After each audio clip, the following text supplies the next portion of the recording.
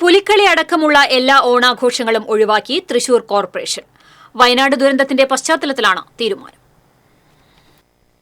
സംസ്ഥാന സർക്കാരിന്റെ പ്രത്യേക ഉത്തരവ് പ്രകാരമാണ് തൃശൂർ കോർപ്പറേഷന്റെ നേതൃത്വത്തിൽ നടത്താനിരുന്ന എല്ലാ ഓണാഘോഷ പരിപാടികളും ഒഴിവാക്കിയത്.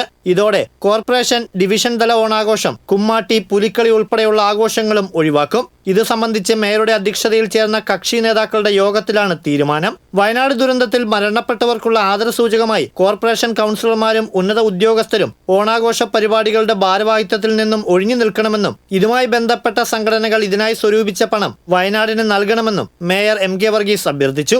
വയനാടിന് വേണ്ടി, വയനാടിൽ നമ്മളെ വേർപിരിഞ്ഞു പോയവർക്ക് വേണ്ടി നമ്മൾ ഈ പ്രാവശ്യത്തെ ഓണാഘോഷം വേണ്ടെന്ന് വെച്ചിരിക്കുകയാണ്.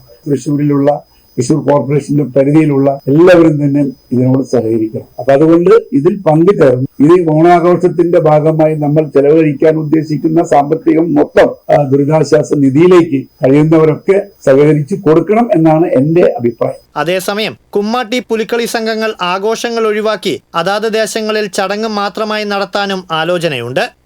TCV തൃശൂർ.